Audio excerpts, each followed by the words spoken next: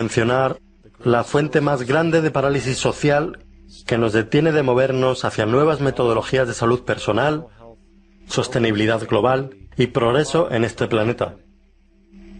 No es algún gobierno o legislación corrupta. No es una corporación deshonesta o cártel bancario. No es un defecto en la naturaleza humana. Y no es un secreto cabal oculto que controla el mundo. Es, de hecho, el sistema socioeconómico en sí, en su propia fundación.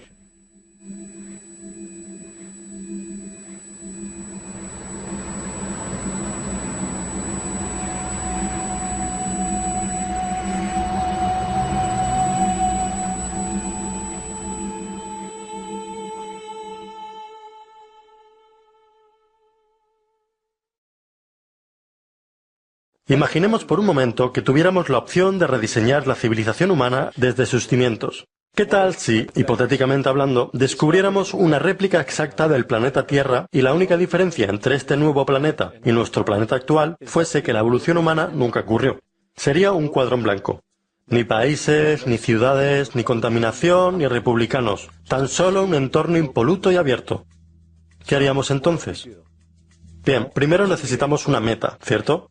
Y podemos estar seguros al decir que esta meta sería sobrevivir. Y no solamente sobrevivir, sino hacerlo de una manera óptima, saludable y próspera.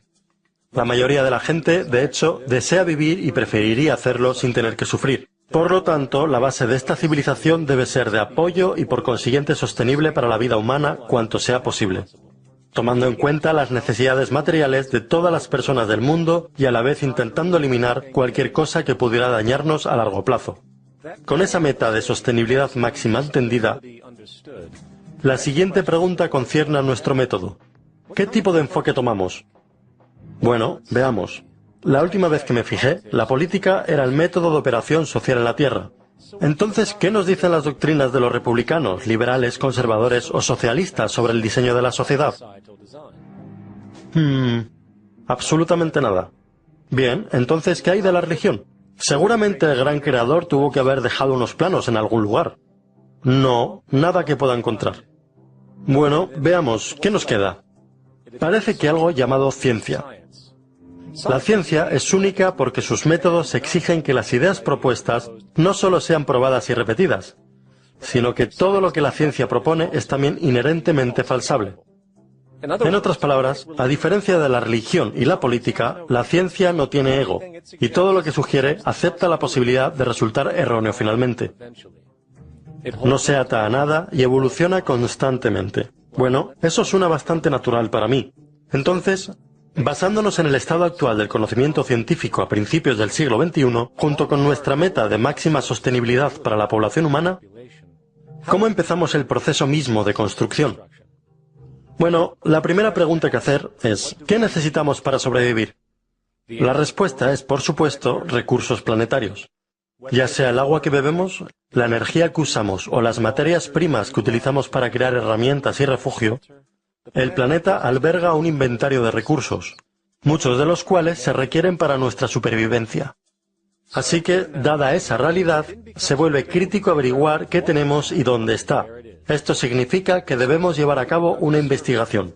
Simplemente localizamos e identificamos cada recurso físico del planeta que podamos, junto con la cantidad disponible en cada ubicación. Desde los depósitos de cobre, a las ubicaciones más potentes para granjas eólicas para producir energía, a los manantiales naturales de agua potable, a la evaluación de la cantidad de peces en el océano, a las mejores tierras arables para cultivar comida, etc. Pero, como los humanos vamos a consumir estos recursos a lo largo del tiempo, entonces nos damos cuenta de que no solo necesitamos localizar e identificar, también necesitamos monitorizar. Necesitamos asegurarnos que no se nos acabe nada de esto. Eso sería malo. Y eso significa no solo monitorizar nuestras tasas de utilización, sino también las tasas de regeneración terrestre. Por ejemplo, cuánto tarda, digamos, un árbol en crecer o un manantial en volverse a llenar. Esto se llama equilibrio dinámico. Es decir, si acabamos con los árboles más rápidamente de lo que tardan en crecer, tenemos un grave problema debido a que no es sostenible. Entonces, ¿cómo se mantiene un inventario particularmente cuando nos damos cuenta de que todo está esparcido por todas partes? Tenemos grandes minas de minerales en lo que llamamos África, concentraciones energéticas en el Medio Oriente, inmenso potencial de energía maremotriz en la costa atlántica de Norteamérica, el suministro de agua fresca más vasto en Brasil, etc. Bueno, una vez más, la vieja y querida ciencia tiene una sugerencia. Se llama teoría de sistemas. La teoría de sistemas reconoce que el tejido del mundo natural, desde la biología humana a la biosfera terrestre, hasta la atracción gravitacional del propio sistema solar, es un solo sistema enorme unido sinérgicamente, completamente interconectado. Al igual que las células humanas se conectan para formar nuestros órganos, y los órganos se conectan para formar nuestros cuerpos, y ya que nuestros cuerpos no pueden vivir sin los recursos terrestres de alimento, aire y agua, estamos intrínsecamente conectados a la Tierra, y así sucesivamente. Como la naturaleza sugiere, reunimos todo este inventario e información de monitorización y creamos un sistema para administrarlos, un sistema global de administración de recursos, de hecho, para contabilizar todos los recursos relevantes en el planeta. Simplemente no hay alternativa lógica si nuestro objetivo como especie a la larga es la supervivencia. Tenemos que administrarlo en conjunto. Habiendo comprendido esto, ahora podemos considerar la producción. ¿Cómo usamos todo esto? ¿Cuál será el proceso de producción? ¿Y qué necesitamos considerar para asegurarnos que sea lo más optimizado posible para maximizar nuestra sostenibilidad? Bueno, lo primero que sale a relucir es el hecho de que necesitamos constantemente intentar conservar. Los recursos del planeta son esencialmente finitos, entonces es importante que seamos estratégicos. La clave es conservación estratégica. Lo segundo que reconocemos es que algunos recursos realmente no son tan buenos como otros en cuanto a rendimiento. En realidad, algunas de estas cosas, cuando son puestas en uso, tienen un efecto terrible en el medio ambiente, lo cual invariablemente afecta a nuestra propia salud. Por ejemplo, el petróleo y los combustibles fósiles. No importa cómo los veas, liberan algunos agentes bastante destructivos en el medio ambiente. Por lo tanto, es crítico que hagamos lo posible por usar tales cosas solo cuando sea realmente necesario, si se da el caso. Afortunadamente, vemos muchas posibilidades solares, eólicas, mareomotrices, unimotrices, geotérmicas y de diferencial térmico para la producción de energía, por lo que podemos idear estrategias objetivas sobre qué usamos y dónde, para evitar las que se podrían llamar retroacciones negativas, o cualquier cosa que resulte de la producción o el uso que dañe el medio ambiente y por lo tanto a nosotros mismos. Llamaremos a esto seguridad estratégica, para asociarlo a nuestra conservación estratégica. Pero las estrategias de producción no se detienen ahí. Vamos a necesitar una estrategia de eficiencia para la propia mecánica de producción. Y lo que encontramos es que hay apenas 3 protocolos específicos a los que debemos adherirnos. 1.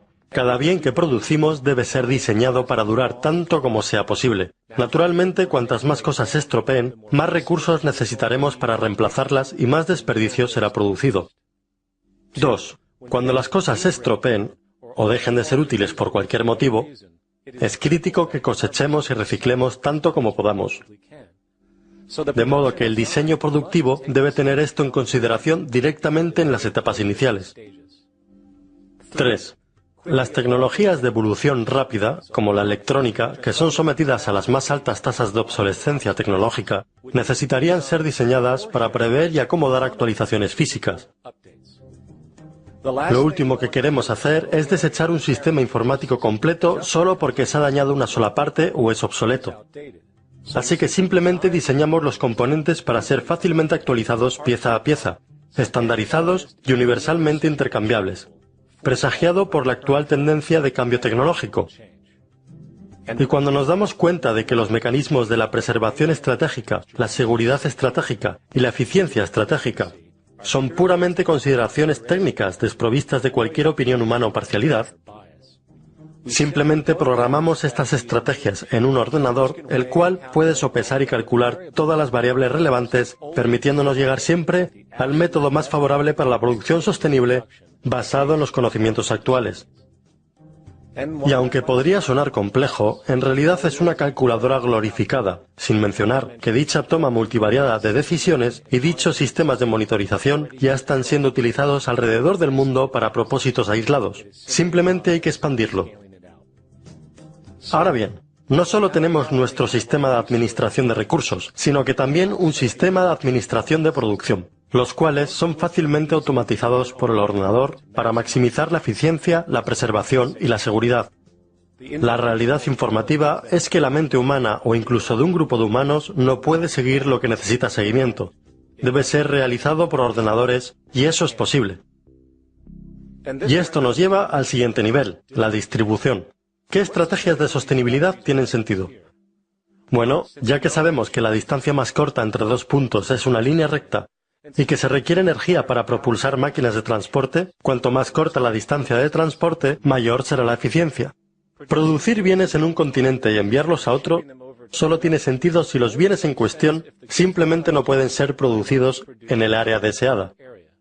De otra forma, no es más que derrochador. Debemos producir localmente para que la distribución sea simple, rápida y que requiera la menor cantidad de energía posible. Llamaremos a esto la estrategia de proximidad, lo que significa simplemente reducimos al máximo el transporte de bienes, sean materias primas o productos de consumo acabados. Por supuesto, puede que también sea importante saber qué bienes transportamos y por qué. Esto cae en la categoría de la demanda, y la demanda es simplemente lo que las personas necesitan para estar saludables y para tener una alta calidad de vida. El espectro de las necesidades materiales humanas va desde las necesidades vitales como comida, agua potable y refugio, hasta bienes sociales y recreativos, que permiten relajación y disfrute personal y social, ambos importantes factores en el conjunto de la salud humana y social. Así que simplemente realizamos otra encuesta. Las personas describen sus necesidades, la demanda se evalúa y la producción se inicia basada en dicha demanda.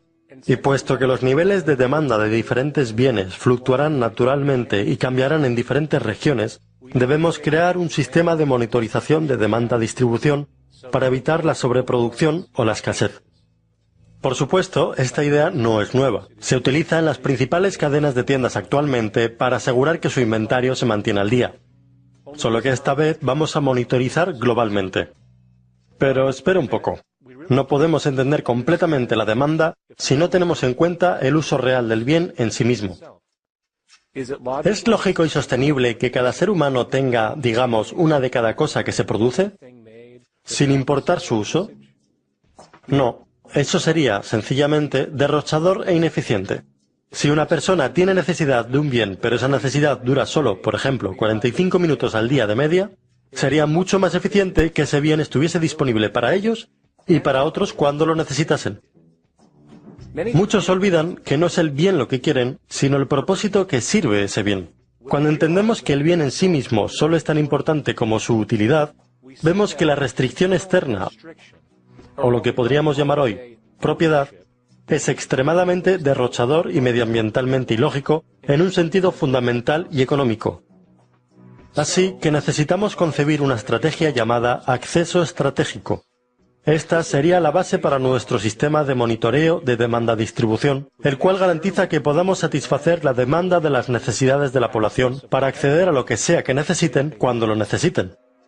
Y en lo que respecta a adquirir los bienes físicamente, los centros de acceso centralizados y regionales tienen mucho sentido, ya que la mayor parte estarían ubicados muy cerca de la población, y una persona simplemente llegaría, tomaría el artículo, lo usaría y cuando haya terminado y no lo necesite, lo devolvería, similar a cómo funciona una biblioteca hoy en día. De hecho, estos centros no solo existirían en la comunidad de la forma en como son las tiendas de hoy, sino que existirían centros especializados de acceso en áreas específicas donde ciertos bienes son utilizados frecuentemente, ahorrando más energía con menos transporte repetido. Y una vez el sistema de monitoreo de demanda esté operativo, estará unido a nuestro sistema de gestión de producción y, por supuesto, a nuestro sistema de gestión de recursos, creando así una máquina de gestión económica global, unificada y de actualización dinámica, que simplemente asegure que nos mantengamos sostenibles, comenzando por proteger la integridad de nuestros limitados recursos, trabajando para garantizar que solo fabriquemos los mejores y más estratégicos artículos posibles, mientras distribuyendo todo